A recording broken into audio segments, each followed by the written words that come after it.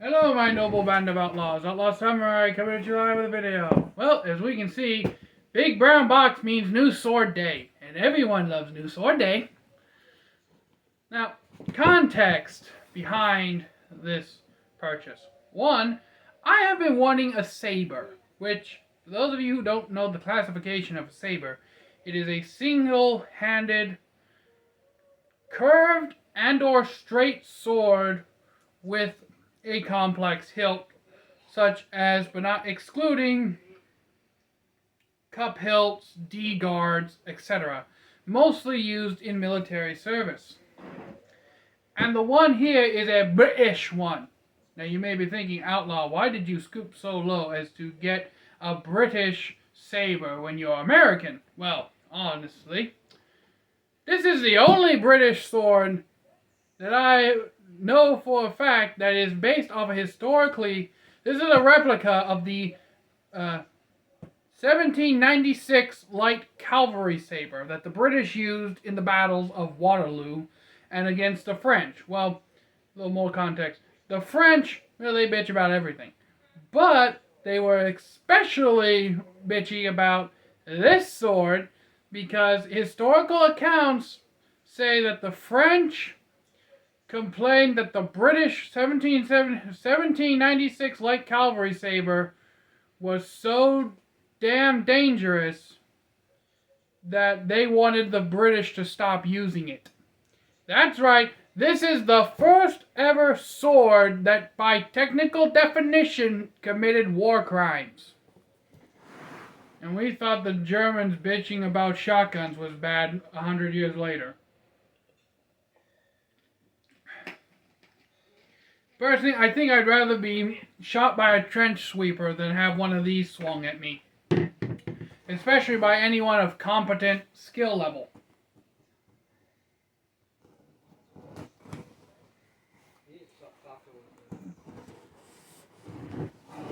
Though, in any case, well, we as Americans make fun of the bloody British because we beat them with pitchforks and shotguns in 1776.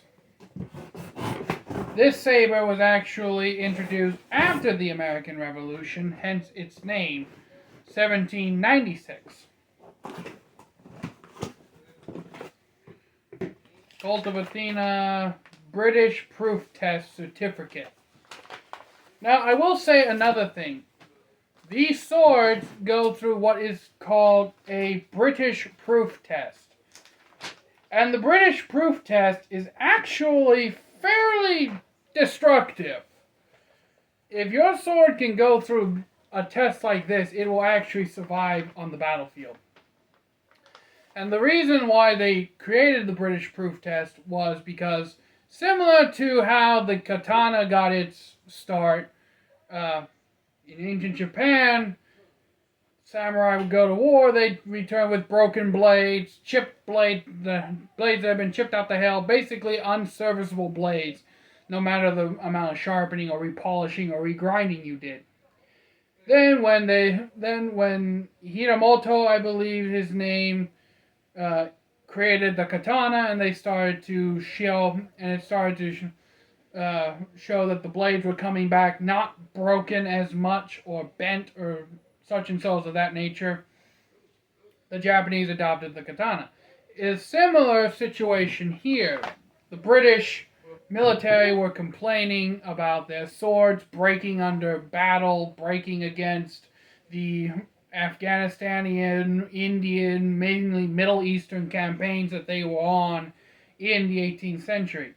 So the British proof test was enacted.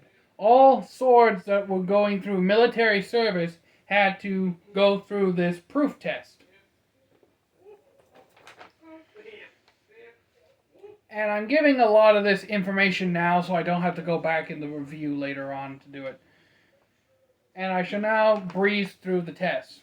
Test 1. Hit the cutting edge of the sword or saber hard on a heavy wood block. The blade must remain straight and the handle, guard, and tang, etc. must all remain rigidly in place with no bending, loosening, rattling, twisting, or turning at all, or the sword fails.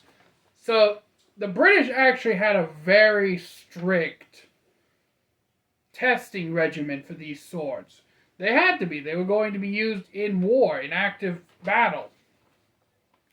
And you would whap the edge of the blade in first. And that's not... Oh, and if you think that's abusive, that's not all that these swords had to go through. Test 2. Hit the back of the blade hard on a heavy block of wood. The blade must remain straight, true, etc., etc. Rigidly in place, no twisting or turning. Same as test 1, except you're whamming the spine of the blade. Test 3. Hit the flat of the blade on the same wood.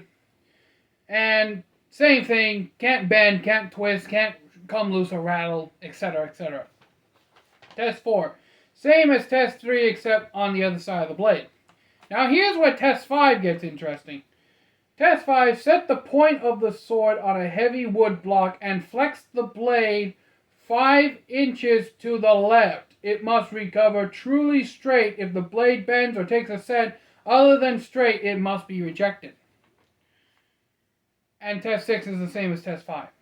The attached sword has been perfectly tested and passed the British proof test, signed by Shivi Prasad, December 22nd, 2021. So this sword was tested 2 years ago.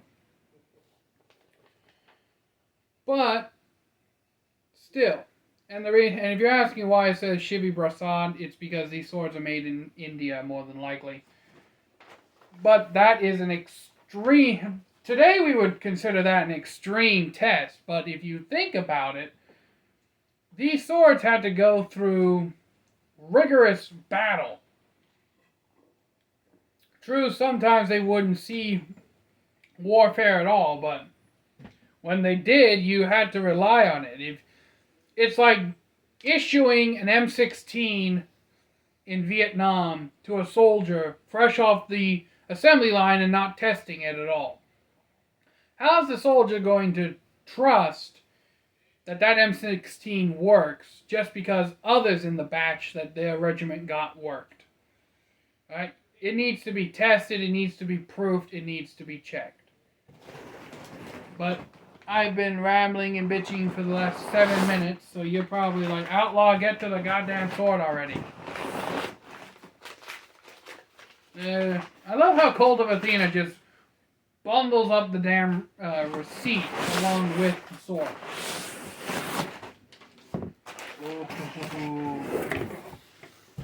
I will say that I thought the sword would be bigger.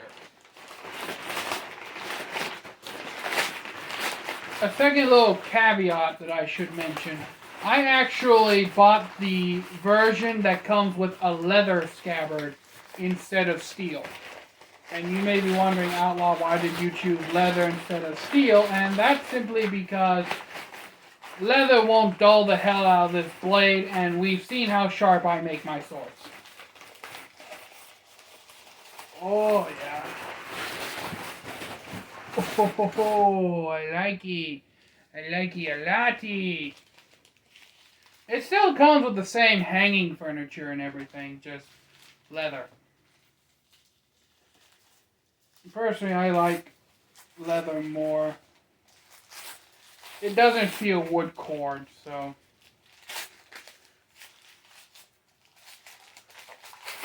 That's another thing that pretty much a lot of military sabers had to deal with.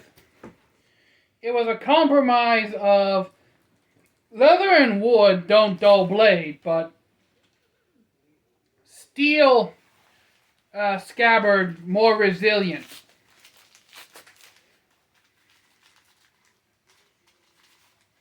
And that's the thing. When you're in an active war zone and you're making a weapon of war, you have to compromise on some things. True, like, leather and wood is better for not dulling the absolute hell out of the blade every fucking time you draw the son of a bitch. But on the other hand, steel scabbards are more resilient to wear and tear. And if you lose your sword, all you have to do is unclip your scabbard from your belt and you have a club. So, now these come with the same hanger fittings as on the regular steel sword. It's just leather.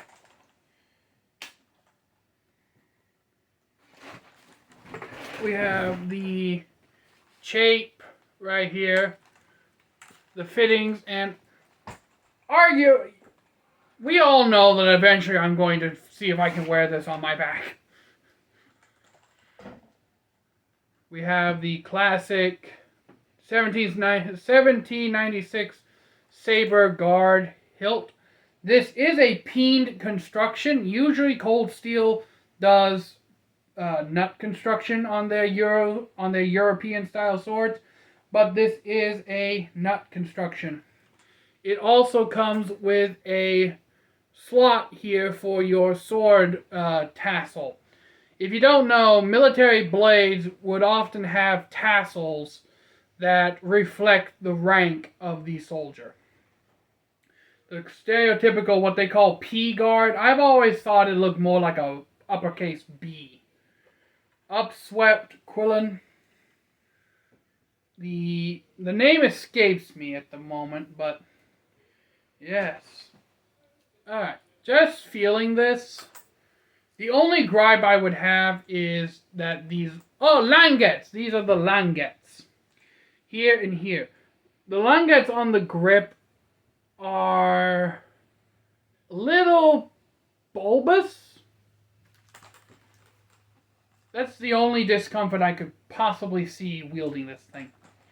But let's get to the blade. Oh, ho, ho, ho, ho, ho, ho, ho. Me like it a latte. Oh, yes.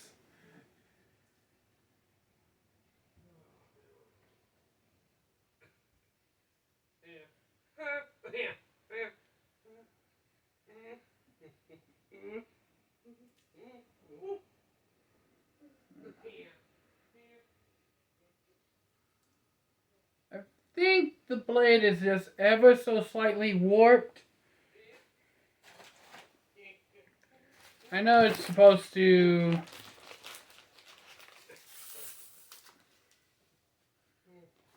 not be that way. Ooh. Ooh. Oh, me likey. That's actually fairly sharp there.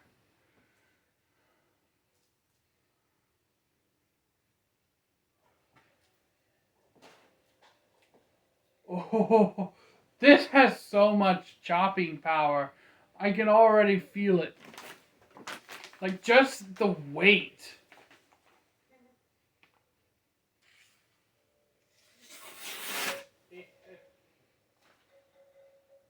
Okay, it's actually blunt until right here.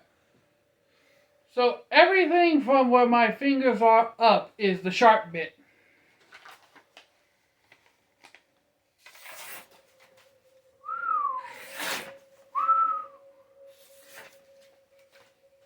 I was gonna say, I think this is the first Cold Steel sword I've bought. They have oh my god, they have a sharpened false edge.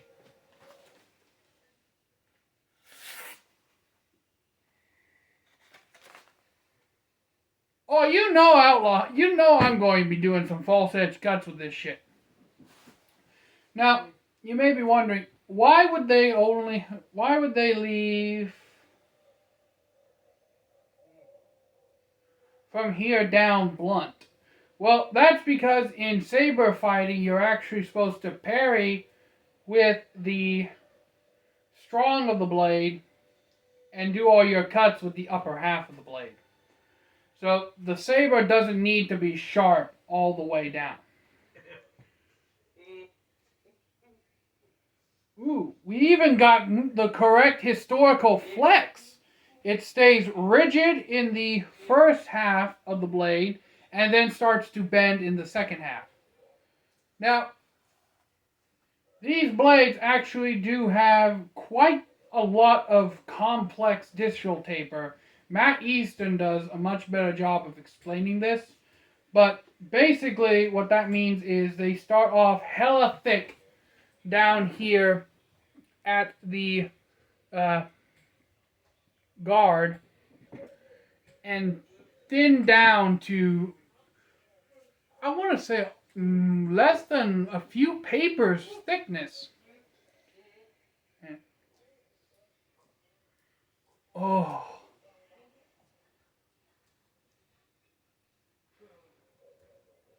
Oh, yeah. I can't wait to cut with this thing. This may be the only cold steel sword that I don't have to sharpen out of the box before I cut with it. Now, I will say this. I may end up taking a file to the languettes on the grip because they do protrude and actually bite into my hand a bit.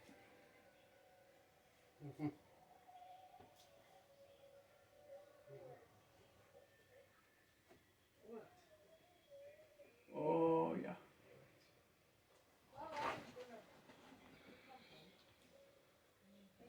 So, we've looked at the blade. Now we'll look at the grip.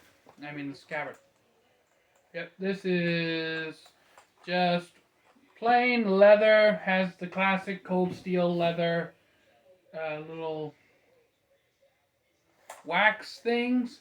But unlike with the Italian longsword I bought years ago, at this point, there's no weird white powdery shit inside the leather scabbard.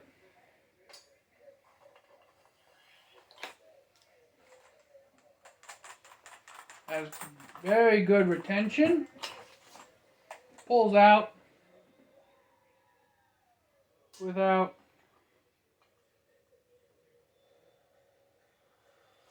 too much trouble. Now I will say this, because there is a sharpened false edge,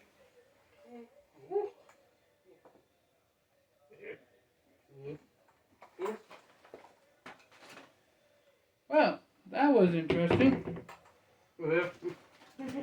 Their little plastic retainer strap was only held in by a piece of sticky stuff that they didn't even bother taking the backing off of before they put it in the scabbard. On both sides. I mean, that's probably going to affect the overall fit. Oh, yeah. So, who knows? I mean, it won't really be a big deal to me, considering that I'll most likely be wearing this slung from my hip or on my back. But, cold steel,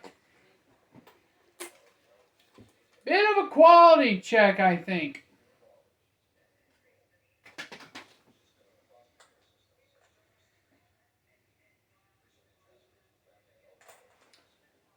Yeah. I think before I go to bed, I'm actually going to do some cutting with this.